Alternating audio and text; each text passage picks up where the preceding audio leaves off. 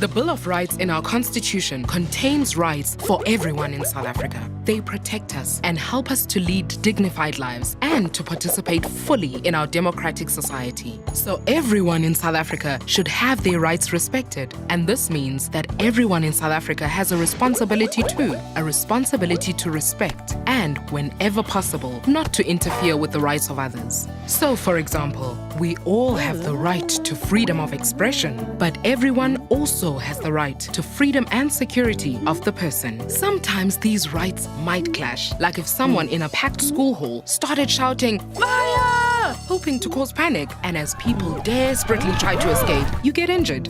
In this case, the right to freedom of expression clashed with your right to freedom and security of the person. Where rights clash like this, one right might be restricted. In this case, the right to freedom of expression would be limited. We sometimes see cases where people have competing rights and the courts must adjudicate on them. Complaints made to the Human Rights Commission may also result in them having to interpret conflicting rights.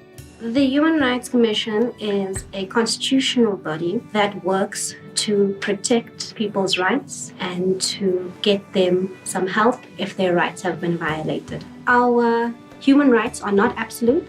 In some circumstances, our rights have to be limited in order for us to live as a peaceful and harmonious society. When parties can't come to a compromise, when their rights are in conflict, they might need a third party to make a decision for them. Then they can come to the South African Human Rights Commission, who can make a finding and then can make recommendations on how they can move forward. Or the matter can go to the Equality Court, and a magistrate or a judge will then make a decision on which rights will come out on top or how the parties can continue and live a harmonious life.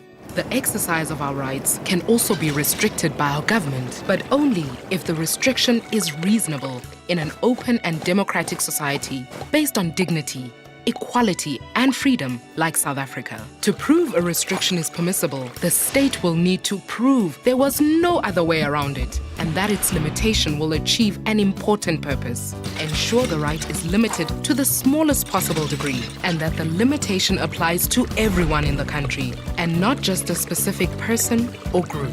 The Constitution also puts some qualifications on our rights. Examples of this are freedom of expression, which protects the right of all of us to speak our minds and protects the media, can't be used to incite wars or violence or to try to cause people to hate each other. And socio-economic rights like housing, water, food and healthcare need to be provided by the state over time, but don't have to be provided to everyone immediately. However, it does not mean by prioritizing certain rights that other rights can be indefinitely ignored. Our rights are important. They can only be restricted in exceptional cases and only in the interest of achieving a just society. We need to ensure that our rights are respected and that we recognize that other people's rights are important too.